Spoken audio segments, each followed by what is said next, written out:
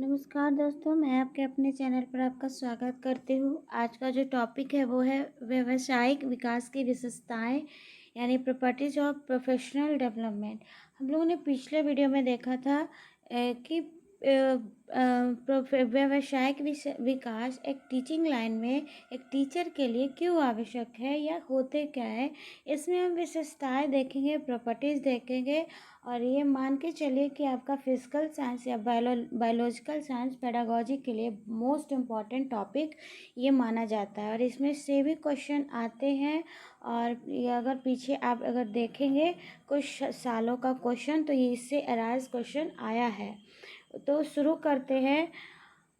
जो फर्स्ट है आपका विशिष्ट ज्ञान व प्रशिक्षण की आवश्यकता, यानी कि एक व्यवसाय को अपनाने के लिए उसमें विशिष्ट ज्ञान व प्रशिक्षण की आवश्यकता होती है। व्यवसाय को अपनाने के लिए आधुनिक कौशल का सीखना जरूरी है।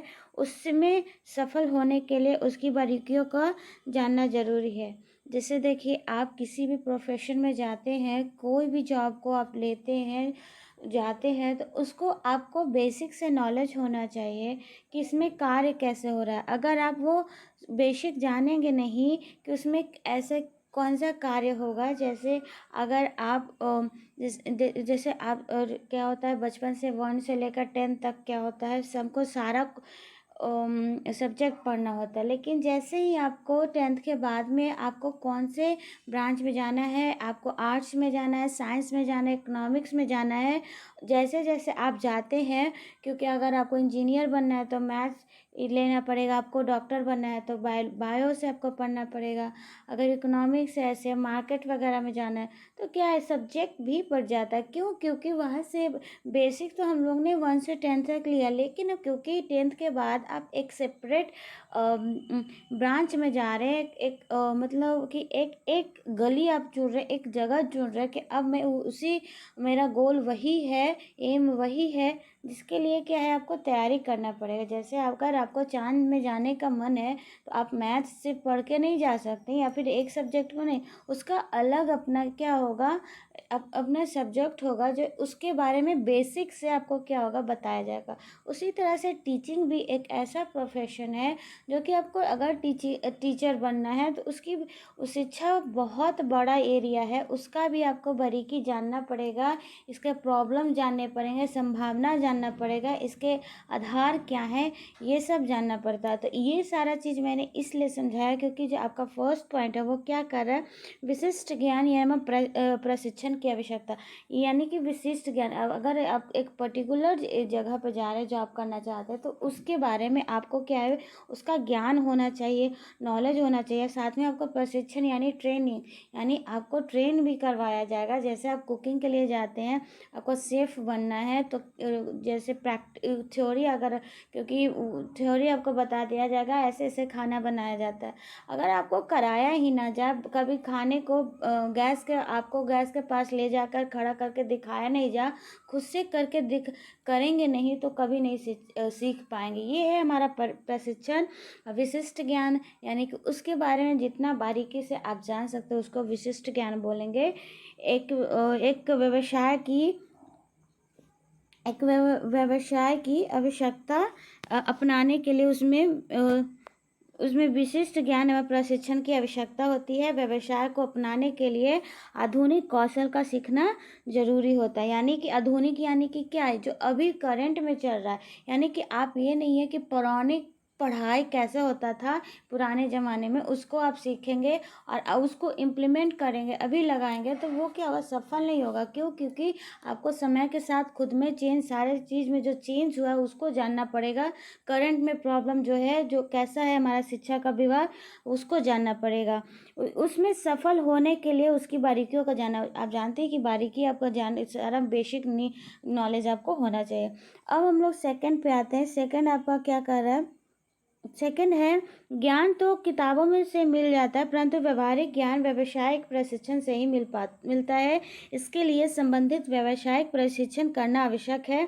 जैसे पढ़ने का दावा बहुत से लोग कर सकते हैं, परंतु एक प्रशिक्षित शिक्षक ही छात्रों की आवश्यकता अनुसार विधियों से शिक्षण प्रदान कर सकता है। देखिए, आप जैसे बीएड ही करते हैं तो कुछ बच्चे रेगुलर होते हैं, जैसे वैसे कॉलेजों के लिए जो कि क्लासेस को कंपलसरी नहीं करते। तो कुछ बच्चे आते हैं, 200-300 बच्चे, 100-200 अगर बच्चा एडमिशन लिया है तो कुछ बच्चे आएंगे, 50-60-100 बच्चा, अब कुछ नहीं आ पाते। उनका क्या होता है, ट्रेनिंग भी छूट जाता है, जो 1 महीने का होता है आपका है, वो भी नहीं कर पाते हैं। तो वो क्या होता है, वो जो 50 बच्चा आके सीख रहा है और जो बच्चा घर पे सीख रहा है वो भी किताब लेगा बीएड का, और वो भी किताब लेंगे जो कॉलेज जा रहे हैं, लेकिन उनमें डिफरेंस होगा, उनके उनके बातों में, उनके व्यवहार में। क्यों? क्योंकि उन्होंने प्रैक्टिकल थ्योरी हर चीज़ किया, और साथ में क्या है, सिर्फ आप क्या है, उस अनुभव, उस इन्वायरमेंट में जो घर पे रह के पढ़ाई कर रहे किताब से, वो क्या है, उनको इन्वायरमेंट नहीं मिलेगा। सिर्फ किताब को हम पढ़ लेंगे, हमारे पास इतना अब दिमाग आ चुका है कि कुछ भी क्या है, हम लोग सॉल्व कर सकते हैं। लेकिन क्या वो इन्वायरमेंट मिल पाएगा जो एक कॉलेज में होगा? क्योंकि कॉलेज, जो बीएड कॉलेज बनता है, किस लिए बनता है? क्योंकि शिक्षा के बारे में सारा चीज़ हमको बताया जाए, और घर पे रह के कभी नहीं कोई पढ़ाई कर सकता। उसी तरह से ये जो पॉइंट है सेकंड वाला, वो वही करने का मत कह रहा है कि आपको ज्ञान हमें लेना है तो किताब से बेसिक ले सकते हैं, लेकिन जब आपका एक पर्टिकुलर जॉब के लिए आपको उसमें जाना है, तो आपको बेसिक नीड के लिए आपको व्यावसायिक प्रशिक्षण लेना ही पड़ेगा। व्यावसायिक मतलब कोई भी जॉब है तो उसके लिए आपको ट्रेनिंग लेना ही पड़ेगा। जैसे आप बीएड करके आप इंजीनियर को नहीं पढ़ा सकते। अगर आपको टीचर बनना है तो बीएड करना है, आपको अगर इंजीनियर बनना है तो आईआईटी करना है, आपको डॉक्टर में जाना है एमबीबीएस करना पड़ेगा। इस तरह से टीचर अगर बनना है तो ये क्या है, आपको बीएड करना पड़ेगा। बीएड में क्या सिखाया जाएगा? आपको बेसिक सिखाया जाएगा।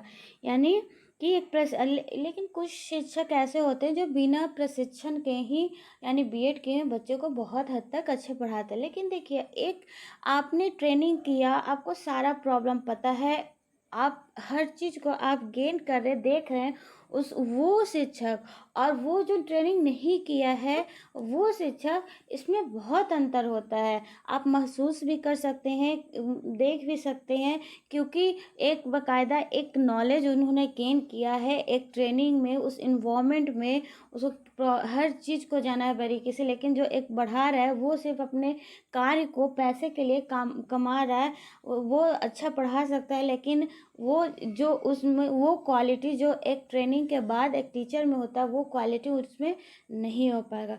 जो आपका सेकंड पॉइंट है वही आपको कहना चाह रहा था, और उसके वजह से क्या क्या चेंजेस आते हैं वो भी आप देख सकते हैं। आपका थर्ड पॉइंट है वो है व्यवसाय के अंतर्गत उत्तरदायित्व निभाना, अपनी सेवाएं भली भांति करना तथा आर्थिक व सामाजिक आवश्यकताएं का पूर्ण होते हैं। देखिए, यानी व्यवसाय के अंतर्गत उत्तरदायित्व निभाना, अपनी सेवाएं भली भांति करना तथा आर्थिक सामाजिक आवश्यकता का पूर्ण करना भी होता है। जैसे अगर आप व्यवसाय में गए हैं तो उसमें आपको, जैसे टीचिंग लाइन में ही आप टीचर गए हैं तो बच्चे को पढ़ाने के साथ साथ में आपको बहुत सारे सेवा मिलती है, उसको भी करना है। साथ में आर्थिक सामाजिक आवश्यक, यानी कि आर्थिक के रूप में भी आपको अपना क्या है, आपको योगदान देना पड़ेगा। सामाजिक तौर पर भी जो समाज की आवश्यकता है उसको भी आपको देखना पड़ेगा। ऐसा नहीं है कि हम अपने ही फ्लो में चले और समाज हमसे कुछ कहना चाह रहा है और हम कुछ कर रहे हैं, तो वो सफल नहीं हो पाएगा। आप एक अच्छे टीचर के रूप में उभर कर नहीं आ सकते। इसीलिए क्या है, कहा जाता है कि कोई भी आपको एजुकेशन करना सॉरी करना होता है तो आपको समाज को भी देखकर करना होता है। आपका फोर्थ है, व्यवसायिक व्यक्ति की अपनी व्यवसाय के प्रति ईमानदारी व जिम्मेदारी जरूरी है। सॉरी व्यवसायिक व्यक्ति की अपनी व्यवसाय के प्रति ईमानदारी व जिम्मेदारी जरूरी है। जो आपका फोर्थ पॉइंट है वो कहना चाह रहा है कि आप व्यवसाय में, आप भले प्रॉपर तरीके से आपने ट्रेनिंग किया, आप व्यवसाय किया, कोई जॉब कर रहे हैं और उसके प्रति आप कोई टीचर होता है जो अभी का फेज है, अगर कोई बोलता है कि सरकारी जैसे प्राइवेट टीचर को बोला जाता है कि आप सरकारी टीचर की तरह मत बनना। क्यों? क्योंकि सभी के मन में एक इमेज बन चुका है सरकारी टीचर्स के को लेकर कि वो अच्छे से कार्य नहीं कर पाते। लेकिन ऐसा नहीं है कि सारे टीचर्स एक ऐसे ही होते हैं। लेकिन क्या होता है, एक इमेज हम बना लेते हैं, उसी इमेज से सारे व्यक्ति को देखना शुरू करते हैं। लेकिन ये ऐसा बात नहीं होना चाहिए।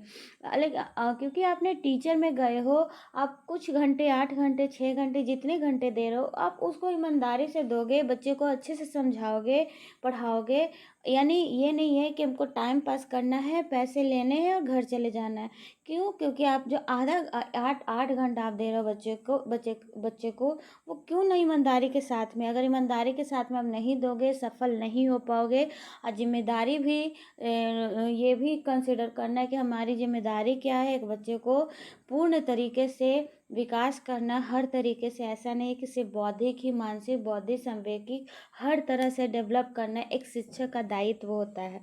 अगला 5th पॉइंट है आपका, व्यवसाय के प्रत्येक सदस्य को उनकी सेवाओं के लिए उचित पारिश्रमिक भी प्रदान किया जाना चाहिए।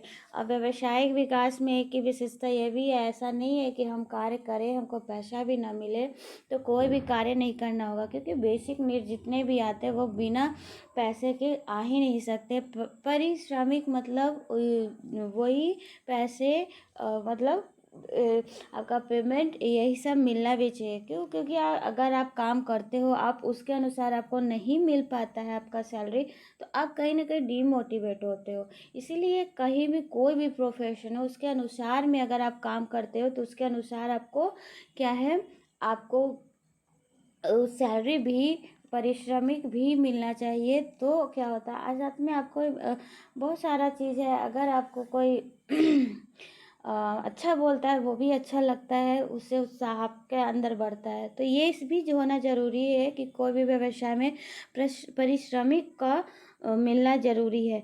आपका 6 है, सबसे बड़ी बात यह है कि समाज ने हर व्यवसाय को पूरी इज्जत व सम्मान मिलना चाहिए। कोई व्यवसाय छोटा या बड़ा नहीं होता, हर व्यवसाय को अपना एक स्थान व महत्व होता है।